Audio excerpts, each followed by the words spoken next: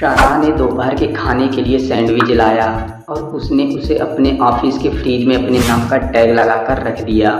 बाद में वह जब अपना खाना लेने आती है तो उसे अपना खाना वहां पर नहीं मिलता है। वह पन्नी जिसमें सैंडविच लपेट कर रखा था वह उसे फर्श पर दिखाई देती है, यानी किसी ने उसका सैंडविच खाया था और रैपर वहीं फेंक दिया था।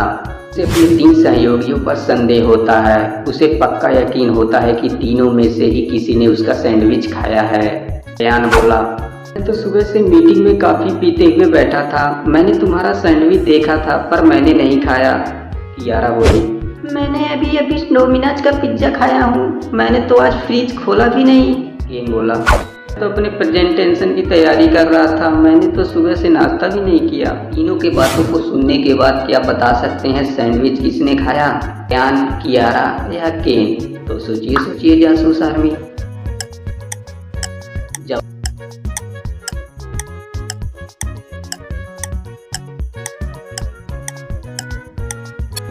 होगा क्योंकि सराह के सैंडविच तो पेपर पन्नी में लपेट कर रखे थे, तो रेयान को कैसे पता चला कि उसके अंदर सैंडविच है? तो इसे स्पष्ट होता है कि रेयान ने ही सैंडविच को खाया है। जेना एक प्रतिभाशाली छात्र थी, परंतु आंखें कमजोर थी, इसलिए वह हमेशा पहली लाइन में बैठती थी। जेना अपने दोस्त रीक के साथ रहती थी, परंतु उसका स्वभाव अच्छा नहीं था। वह कॉलेज में दूसरे छात्रों के साथ लड़ने के लिए बदनाम था। एक दिन कॉलेज जाते समय जेना का चश्मा जमीन पर गिरकर टूट जाता है। जेना के पास कार नहीं थी, इसलिए वह रीक से कहती है उसके साथ चश्मा सुधारने के लिए चश्मे की दुकान में चलें। कुछ देर बाद जेना सैम सैम कहकर चिल्लाने लगती है।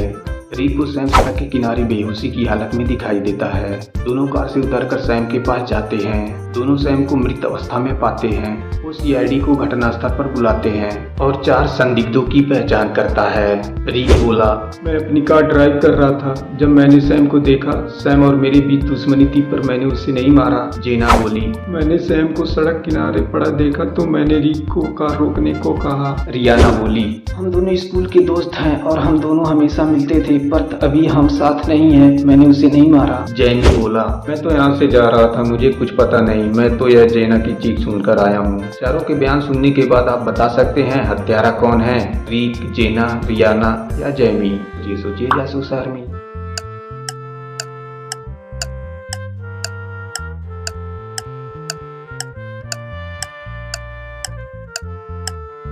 जवाब होगा, जेना का चश्मा तो टूट गया था, तो उसने दूर से सैम को कैसे पहचान लिया? उसे पहले से मालूम था कि सैम की लाश वहां पर है। इसका मतलब जेना झूठ बोल रही थी।